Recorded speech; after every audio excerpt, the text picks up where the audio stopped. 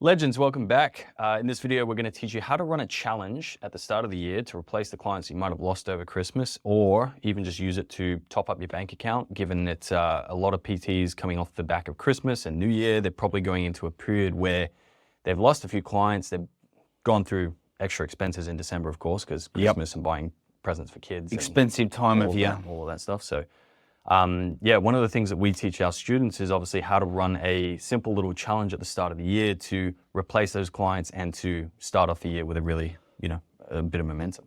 Yeah. They can be done really, really easily. They don't have to be anything fancy.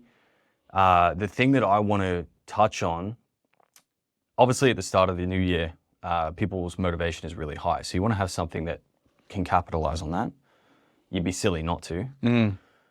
But the challenge is that a lot of people's motivation starting out at the start of the year dives. Yeah, it was peaked. It was peaked, and then it starts to, well, if it's now, we're getting into the third week of January, they've definitely either done something with it, or maybe it's even dying off by now. Yeah. As PTs, I'm sure they're aware. Or they're still on holiday. Their families, I know we are, kids still aren't back to school for a week and a half. Yeah. So this can easily work into February for sure. The thing is that people will set the New Year's resolutions, but most people don't have the level of mental fortitude that is required to stick to something long term. And so what you will find, and what a lot of people will find, is that you might get a bunch of clients in January, but then by the end of February, most of them are gone. So what we want to do is create something that's ethical to sell to people when the motivation's high, to help them, but also doing it in a way where it's helping you sort the people that are committed long-term from the people that are not. The people that are committed long-term are going to make really good long-term clients. The people that are not, you probably don't want to work with because you're going to be pushing them uphill. So a little challenge is really, really easy to set up in that way to make it, give you something to capitalize on the motivation, but do it in an ethical way. So that you're essentially taking people through a short little challenge and then getting them into long-term coaching. So we'll dive into some stuff on the whiteboard and show what that looks like. There's really kind of like three main principles about this that we want to look at. The first being that we want it to be low cost. Low cost makes it easy to buy, because that means that, regular coaching for a lot of people is sometimes out of the budget. Sometimes and we want to give people something that will allow them to get a lot of people in, so that's scalable, right? But it's also allowing them to build relationships with a lot of people, because people, when they buy services, it's all about the relationship and the trust that they have, right? So having something low cost to get people in the door, right? This is why gyms all do the free trials. This is why they all have some sort of special offer on the front end, because it allows them to get a lot of people in the front door. And they know that a lot of people over time will drop off. It's just part of the equation. But if we can get in front of more people and build more of a connection with those people, it means that more of them will stick around. Yeah, and do this really well and think differently to what is just the normal plug and play week to week, selling the long-term vision. 100%. Second thing is we want it to be easy to commit to, right? We want it to be easy to commit to. That means a short time period, something short like 4 to 8 weeks. 6 is a good time period, because it is enough to get somebody a result and show them how to get an outcome. So for example, lose the 2 to 3 kilos you put on over Christmas, right? 6 weeks is enough to get them to that point. And not a ridiculous promise, right? No, it's not ridiculous at all. It's super believable. So something like that works very well. The last thing is we want it to be easy. Writing upside down is really hard. Easy to deliver, right? We want it to be easy to deliver, because if we're running it as low cost and easy to commit to, you're going to have a lot of people potentially joining. If you take all of these people through a coaching experience where they're all getting custom programming, custom nutrition, hand-holding, check-ins, all of that, it's going to be a lot of work. So we want to make sure that this is easy to deliver so that it's scalable, so that we can actually capitalize on the motivation and make it scalable and leveraged. When it comes to actually delivering these, there's 5 things that you really want to think about. The first is some sort of guidance or program or whatever it is for their exercise, everybody should get the same thing. Everybody gets the same thing. There's not going to be a huge difference between somebody who's 40 and somebody who's 50, somebody who's 10 kilos overweight and somebody who's 20 kilos overweight. You still want to get them moving, get them doing some basic stuff, and it doesn't have to be super complex. Go into it like with the assumption that you're creating this for a particular kind of person, and if you create it for a particular kind of person, that will give you you will be able to assume and expect where they are in their journey. Do they already have some level of experience in the gym, or do they not? Do they go to the gym, or are they going to be doing this from home? So this component needs to be geared towards the people that are going to be doing this, the people that you want to attract. Make a key point of this. I know you talk about this a lot, Matt, but this is where I think we really stand out when it comes to marketing and helping PTs. Yeah. The reason why, if you've not done much or you've done, we just see blanket kind of shitty offers, and we talk a little bit this in our content and in offers and coaching. But if this is specific to a certain person, then we're going to be able to design an exercise program, and PTs just step out of the you're always everything one-on-one, tailored, etc. Yes, but this could be an exercise template or something that, because we're getting clear around who we want to attract, and this is how you stand out in a marketplace in a lot of noise. A lot of guys are like, how do I do it, Matt? You're always about specificity, right? Yeah. And the thing is unless you're either rehabbing somebody's injury or you are helping them prep for a competition, they don't really need a custom program. They don't need that. It's just like for general population, for most people, they will get results doing the most basic of things. Doing something. Doing training, anything. And getting in 2 to 3 times a week, right? Like, really, if you can get them in that first, 4 to 6 weeks, if we're looking at this? Into a habit of consistent exercise. Of 2 to 3 times a week, you have locked them in. Training, they will, even if it's like fucking booty bands and a yoga mat at home, like they will be worlds ahead of where they're at. Yep. Right. Second thing is you want some sort of eating. I'm just going to actually call it food, right? Because either you've got a nutrition cert or you don't. But no one owns food. You can talk about food to the cows come home, meal 100%. plans, food. Yes. So with food, it's going to be very similar to the exercise thing. Everybody gets the same guidelines. If you're going to get them tracking macros, you just teach them what they need to track and how to calculate it themselves. Mm-hmm. Do it as hands-off as possible while giving them the support and the ability to ask you questions and to get help along the way, right? Mm-hmm. It really depends what you want to do, because again, it depends on the person that you're creating this for. Because if they are, again, not used to eating super healthy, their diet's pretty shit, they don't know how to eat well, like it's going to take a lot more work to teach them how to track their macros and choose lean protein sources and eat whole foods, and like a lot of people will need a lot more educating for that kind of thing. But if you get them to do something like a food journal and post it, and then maybe hand palm-sized portion. Yeah, precision nutrition, for example, how they use the hand palm sizes. Yeah, like get them onto basic tools to have a look at what's on their plate. Yeah, right? just to create awareness and make them conscious of what they're eating. You can give meal plans and templates for that sort of stuff. You can use, there's a website called eatthismuch.com that works really well. You just plug in the macros that you want them to, I mean, you can even the goals. You can even teach them how to use Eat This Much, and all you need to do is put in the macros, put in the calories. Well, not even the macros, just put in the calories. Select maybe the ratios of the macros if you want to, otherwise it will default to an automatic balance. And then it will literally just spit out meal plans with recipes. And so you can teach them how to use that as well. So that's really handy for the food there. The third thing is you want daily actions.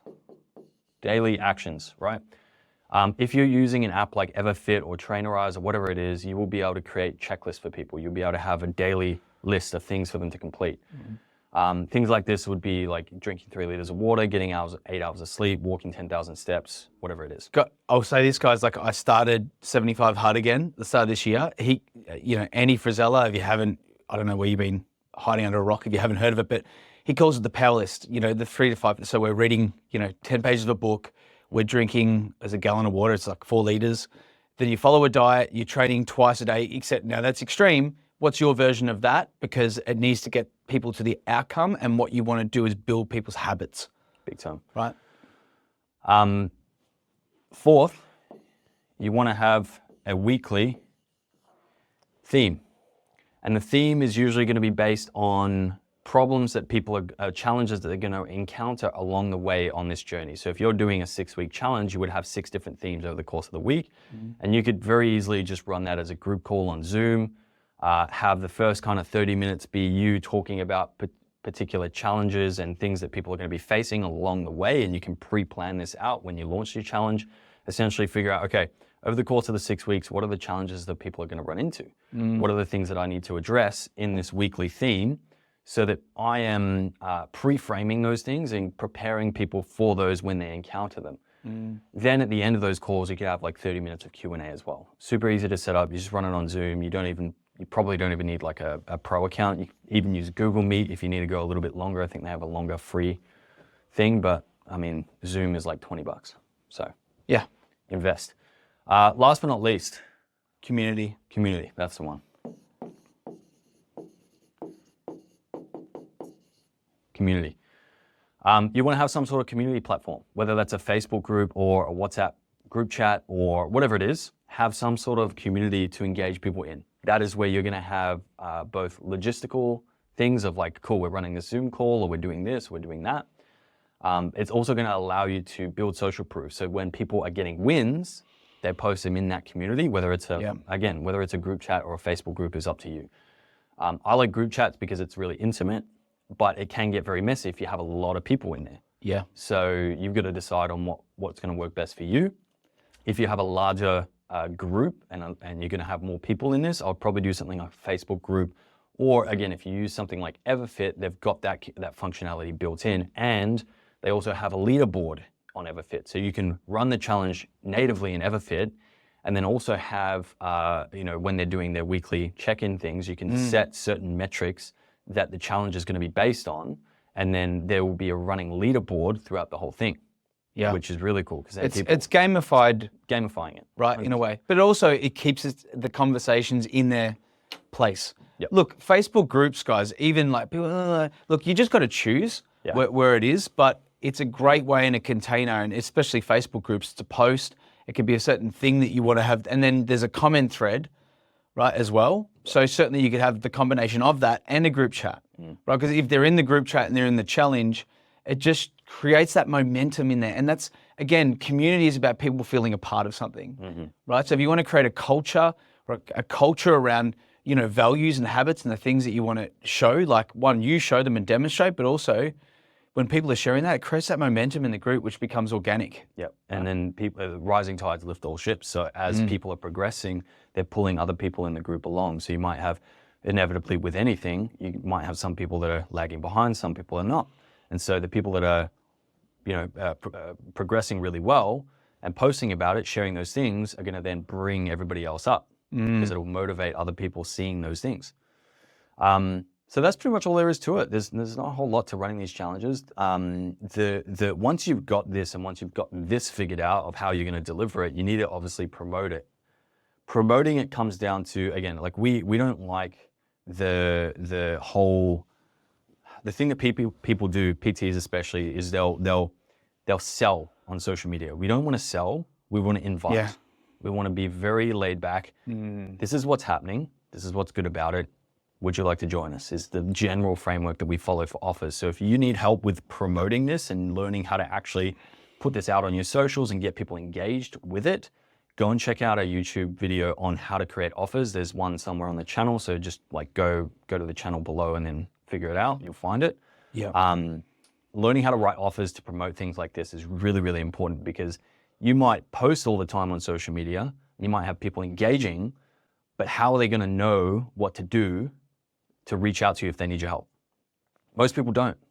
And so that's why most PTs, even if they're posting daily on social media, they don't get any leads because they don't post offers. You got to show people how to take the next step. They're not just going to do it. Like, maybe the odd person messages you, but they need to know how to join, right?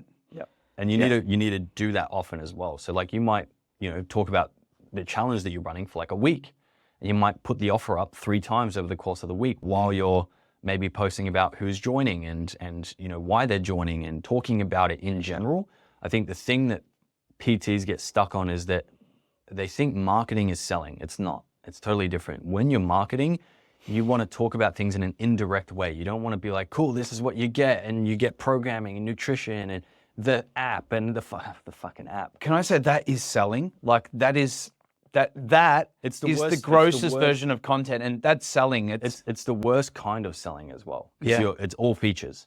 It's not benefits. You're selling the plane ticket, not the destination. yeah, the person sitting there is going, okay, what an app, cool. Yeah. You got a fucking tailored app. Like so does every other fucking PT. Yeah, you don't want to talk about the plane ticket, talk about the destination. The destination is the outcome that they're going to get, the problems that they're going to solve, what their life is going to look like afterwards. Whenever people buy something, they're not buying the thing, they're buying how that thing will make them feel. Totally. So when you're promoting this, don't go into selling, don't go into, these are all the things that you get, and like make it very laid back. Permission-based selling is what we like to use. So where you give them an invitation first, hey, this is what I'm doing, this is what's good about it, would you like to join us? And if they would, cool, here's more details, here's more information about it, let's get on a call.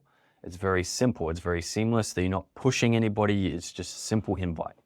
Well, I think the thing to remember is if you're creating content and you're always putting value out in the marketplace, and again, if you're doing this 80-20, right, because you're putting out content on a regular basis, then there's nothing wrong with asking once you have given 5 times more than you've asked for, right?